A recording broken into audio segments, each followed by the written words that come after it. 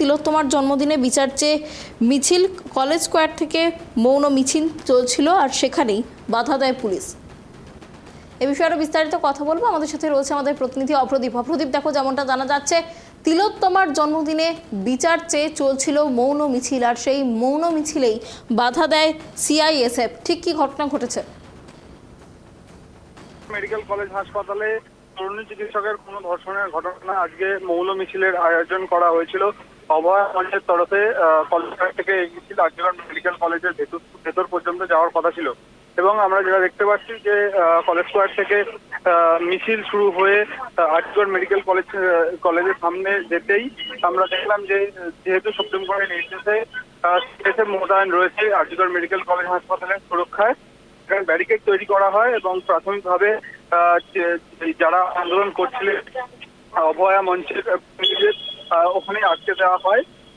যেহেতু কলেজের ভেতরে মিছিল নিয়ে ঢোকার ক্ষেত্রে একটা নিষেধাজ্ঞা রয়েছে সিআইএসএফ এর তরফে, তো প্রচুর পরিমাণ লোক নিয়ে ঢোকা না বলেই দাবি করছিলেন সিআইএসএফ এর আধিকারিকরা এবং সেখানে বসে পড়ে বিক্ষোভ দেখাতে শুরু করেন অভয়া মঞ্চের প্রতিনিধিরা। এবং আমরা জানি আজকে যেহেতু অভয়ার জন্মদিন 9 ফেব্রুয়ারি, ঠিক 6 মাস পর এই বিচারের দাবিতে যে মিছিল করছিলেন অভয়া মঞ্চের প্রতিনিধিরা এবং জুনিয়র ডক্টর ফ্রন্টের তরফে আজকের মেডিকেল কলেজের ভিতরে বিভিন্ন কর্মসূচি রাখা হয়েছে। সেই কর্মসূচিতে যোগ দেওয়ার জন্যই অভয়া মঞ্চের প্রতিনিধিরা ছিলেন, সেখানে সিআইএসএফ এর জওয়ানরা বাধা দেয় এবং তারা কিন্তু অভয়া মঞ্চের যারা রয়েছেন তারা আজকের মেডিকেল কলেজ হাসপাতালে দেখেই বসে পড়ে বিক্ষোভ দেখাচ্ছে।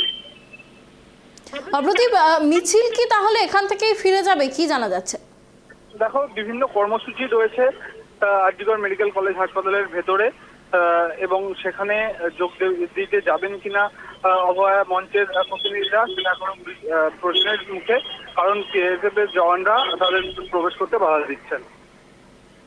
অপ্রদীপ, তোমার কাছে আরো একটা বিষয় আমি জানতে চাইবো যে কত সংখ্যক মানুষের জমায়েত হয়েছে, কি দেখতে পাচ্ছ? দেখো, যে মিছিলের ছবি আমরা দেখেছিলাম প্রচুর সংখ্যক মানুষ তারা কিন্তু আজকে এই মিছিলে যোগ দিয়েছিলেন।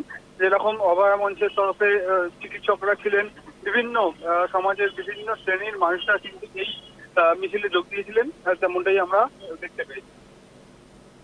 দেখো অপ্রদীপ, তুমি যেমনটা জানালে যে আরজি করের ভেতরে তাদেরকে ঢুকতে দেওয়া হবে না এবং সেখানে নিষেধাজ্ঞা রয়েছে এবং সেই কারণেই সিআইএসএফ এর তরফে বাধা দান করা হচ্ছে। যারা মিছিলে রয়েছেন তাদের তরফে কি জানানো হচ্ছে, তাদের ঠিক কি দাবি? তাদের দাবি মূলত সিআইএসএফ এর জওয়ানদের সঙ্গে তারা কথা বলছেন যে তারা কি কারণে ভেতরে প্রবেশ করতে চান, তাদের কি কর্মসূচি রয়েছে, সেই সমস্ত বিষয় নিয়েই তারা সিআইএসএফ এর জওয়ানদের সঙ্গে কথা বলছেন। এই মুহূর্তে আমরা দেখতে পাচ্ছি যেটা আরজিকর মেডিকেল কলেজ হাসপাতালের সামনে যে ব্যারিকেড তৈরি করা হয়েছে সেই ব্যারিকেডের সামনে বসে বিক্ষোভ দেখাচ্ছেন অভয়া মঞ্চ এবং তার পাশাপাশি কথাবার্তাও চালাচ্ছেন সিআইএসএফ এর সঙ্গে। তাদের কি কর্মসূচি রয়েছে, তারা কেন মিছিল করে ভেতরে প্রবেশ করতে চাইছেন, সমস্তটাই বুঝিয়ে বলার চেষ্টা করছেন এবং সিআইএসএফ এর জওয়ানরা তারা পরবর্তী কি করবেন, তাদেরকে সবাইকে কি প্রবেশ করতে দেবেন নাকি তাদের কয়েকজন প্রতিনিধিদের ভেতরে প্রবেশ করতে দেবেন।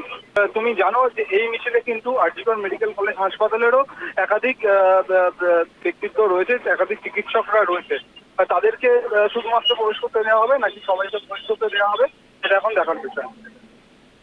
অনেক ধন্যবাদ অপ্রদীপ আমাদের সঙ্গে থাকার জন্য। আপনাদের আরো একবার জানিয়ে রাখি, তিলোত্তমার জন্মদিনে বিচার চেয়ে মৌন মিছিল কলেজ স্কোয়ার থেকে চলছিল। এই মৌন মিছিল আরজি করে ঢোকার মুখে সিআইএসএফ এর বাধার মুখোমুখি হতে হলো এই মৌন মিছিলকে। যেমনটা জানা যাচ্ছে সিআইএসএফ এর তরফে আরজি করের ভেতরে ঢুকতে বাধা দেওয়া হচ্ছে নিরাপত্তাজনিত কারণে এবং যেমনটা জানা যাচ্ছে সেখানে ব্যারিকেড করে দেওয়া হয়েছে এবং ব্যারিকেডের সামনেই বসে পড়ে বিক্ষোভ দেখাচ্ছেন অভয়া মঞ্চের সদস্যরা।